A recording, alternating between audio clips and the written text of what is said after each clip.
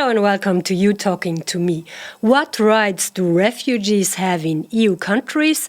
How should they be treated when they break the law? These are questions discussed more and more in EU member states, and some decided to strengthen their laws. We are going to look at the situation in different countries with journalists of the Euranet Plus network, and I'm very happy to welcome in the studio Hugues Baudouin from Radio Classique. Bonjour, Hugues. Bonjour. Florin Orban from Radio Romania. Hello. Hello. And later on we are going to be joined by other journalists from our network who work on the phone. Let's begin with Romania. It's one of the poorest countries in the EU, although it decided to take in refugees within the relocation scheme, Florin. The first will arrive in February. So have there been in Romania any discussions, any plans to strengthen the laws? No, for now it wasn't needed yet because in Romania there are few refugees. We have in the 1,500 places which are now in the center of relocation, we have maybe covered in 15%, some maybe 200, and it wasn't needed to enforce any law. In Romania, everybody who entered and been accepted as a refugee entered legally through the border. The tries which were done to enter in the, let's say, not by the official points were treated as crimes, because that's the Romanian law. And we shouldn't forget one thing. The refugees are coming mostly from the south, and between Bulgaria and Romania we still have the Danube, which is difficult to cross without the proper means. And again, Romania is not in the way to the west, where apparently most of the refugees are aiming. The country, as I said, is accepted to take in, I think, in total more than 4,000 refugees within this relocation scheme, which is much compared also to the wealth of the country. Is there any discussion about this? What's the public opinion on that? Well, let's say I was following some comments to the news which appeared in the press, and mostly in the electronic press, and I should say that it's kind of misunderstanding of the issue and confusion between Muslims and Islamists. Let's say I wouldn't feel welcome if I would read this kind of comments, but nevertheless the state welcomes them, and it's already prepared a strategy for integration of these refugees and asylum seekers, and the procedure is in March. So there were 6 centers, 3 will be open, but for now, I just told you that the filling of the 1,500 places is only 15%. So just one more specific question. Would it be possible to take valuables from refugees entering the country? Well, not officially, not by law. In Romania, by constitution, the property is guaranteed. So you can't just expropriate, you can't just take money from people like that. Okay. So I don't see how that would be possible, but if in Europe that becomes a kind of practice, I don't know. We don't know that, but what we know is that this week in Denmark a new law was voted, and it empowers the government to take valuables from refugees. And it also makes it much more difficult to ask for family reunification for refugees. And the Danish Minister for Immigration, Inger Støjberg, presented the project this week in the European Parliament. Here's what she said. Let's listen. What's important here is that if these assets have a sentimental value, then they will not be seized. And then it's up to the individual asylum seeker, him or herself, to determine whether there is a sentimental value, whether the jewels they're wearing is a family heirloom or not. And so their explanation will be the basis. And of course, you can always get to a court to review this. But the clear point of departure is these assets should be sold. and that is to cover the expenses for room and board for these asylum seekers. And we have Jan Zimmen, Danish journalist from our network, on the phone. Jan, the fact that no object of sentimental value, as we just heard, cannot be taken from refugees is due to a discussion held in Denmark before the law was voted. The discussion turned around wedding rings, and the fact that these could be taken from refugees rose some protest.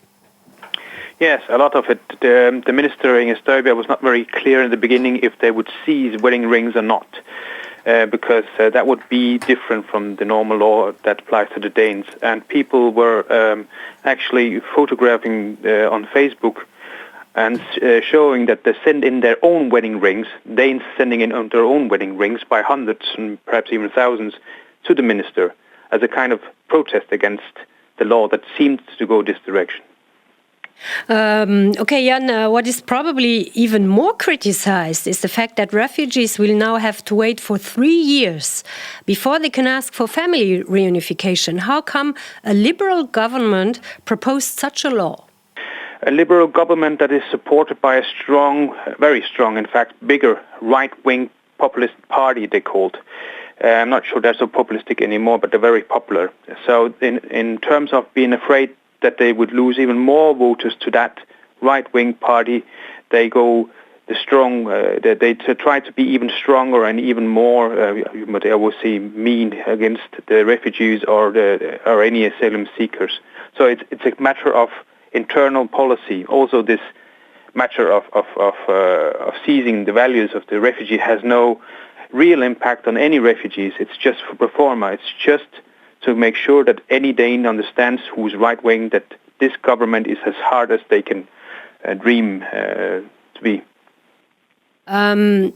Given that the law was voted by a big majority in the parliament, is there still any opposition to it? Because internationally spoken, there is much criticism on this law. I think from the last poll I can see there is a majority against this law amongst the people.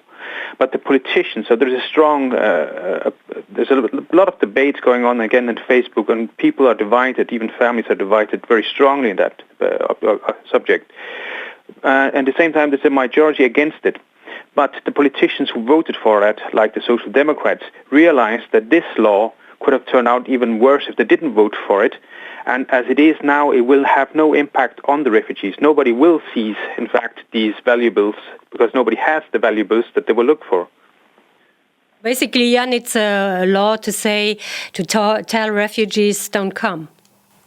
Yeah, that's what some politician analysts have said, that this is not about, this is more like an ad against the refugees to say, don't come here. That's a theory that's quite strong, and it's probably very likely that it's true also. So this is not about, again, reality. It's about communication towards the refugees. Don't come, they say. Okay, thank you. As Jan told us, the new law says that a refugee can keep up to 10,000 krona, which are about 1,340 euro. And this is a big sum compared to what refugees can keep in Germany, actually. Surprisingly, this did not get much attention so far. And we are going to talk about it with Claudia Knopke from AMS.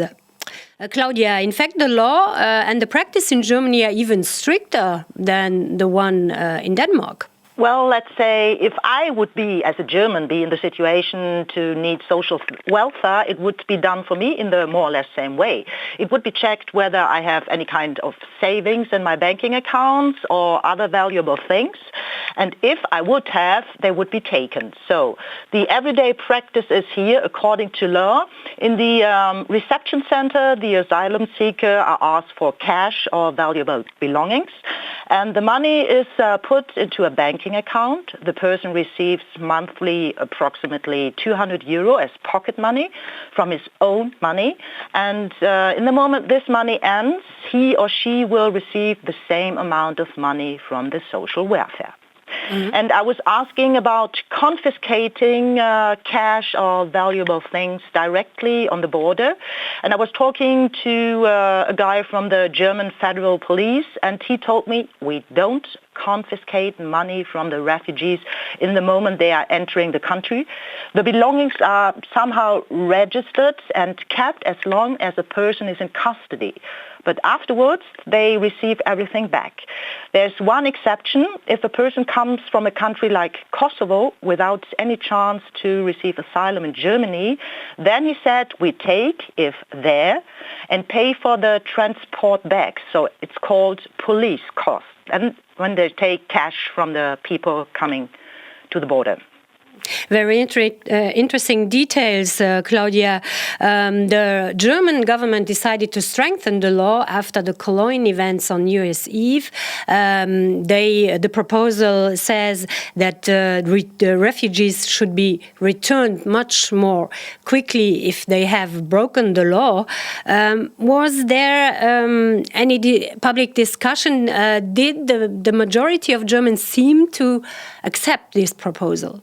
Well, in fact, the cabinet decided this morning, about 1 hour ago, and that means the legislative amendment is on the way, so it's not completely decided yet. But it says, if a foreigner is sentenced to at least 1 year in prison for specific offences, for example, assault, murder or rape, he or she will in future have to expect an expulsion order, and even with a short imprisonment, an expulsion in principle is possible, no matter whether the penalty is suspended on probation or not. But now the Bundestag, the German parliament, still has to decide finally about that. Okay, thank you, Claudia. So, Hugo, in Germany, valuables, or let's say money, is confiscated actually from refugees. Would that be possible in France? No, it would be unthinkable in the present law, because automatically the link would be made with what happened during the Second World War with the Jews. I mean, the Human Rights Association, the public opinion, the press would react, would protest immediately. We remember that during the Second World War, the French police, in collusion with the Nazis, seized the valuables of the Jews. And this is a very, very sensitive issue today. The Jews Association in France would react, but also many human rights associations. But we cannot imagine such a system. France is not a very generous country in terms of welcoming refugees. So far, under the European scheme, only 40 or 50 people have been welcomed in France. But once you have the statute of refugee in France, you have access, as anybody else in France, to the social welfare, to the free medical care, to the allocation for housing or for children. Nobody would accept a different treatment in terms of social rights for immigrants or for national citizens. But that's actually the argument of the Danish government and of the German government, saying they are treated the same way as those who benefit from social welfare. And nobody in France claims. No, the debate is not on that issue. I understand that the connection made between how much you have on your bank account, but the debate wouldn't be placed on this issue. It would be placed on, we have already known such in very, very black time during the Second World War, such a system where we are seizing the valuables of people. And I suppose before any rational debate on this issue, this would be the debate. We cannot have such a system where we would take the valuables of migrants. Okay, so very different situation in different countries. In France, actually, the discussion is more on security and on the possibility that terrorists could enter with refugees. And you just were in Amsterdam, where interior ministers were meeting, and France made a proposal to somehow generalize a system where you could make sure that among the refugees there are no terrorists. Is that realistic, Hugues? It's realistic to ask for it because we see that we cannot have a free space in Europe, a Schengen with free circulation, if in parallel we don't have a kind of European system to control immigration. So France is asking to interconnect all justice and police Schengen records. So it's quite realistic to ask for it, but what is not realistic is to ask for it to have this kind of interconnection in the coming weeks.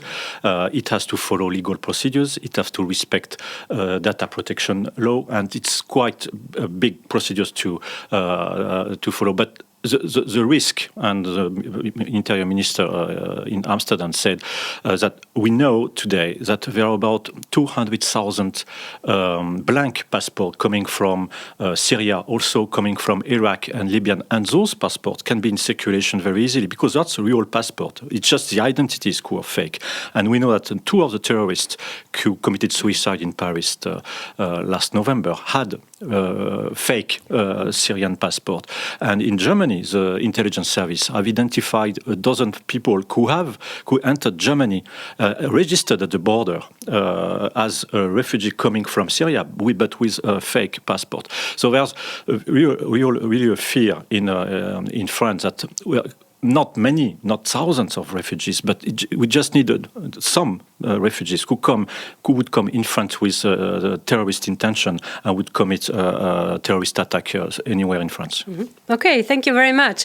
Thank you very much, Florine. Thank you, Hugues, for being with us. Thank you all, and see you soon on You Talking to Me.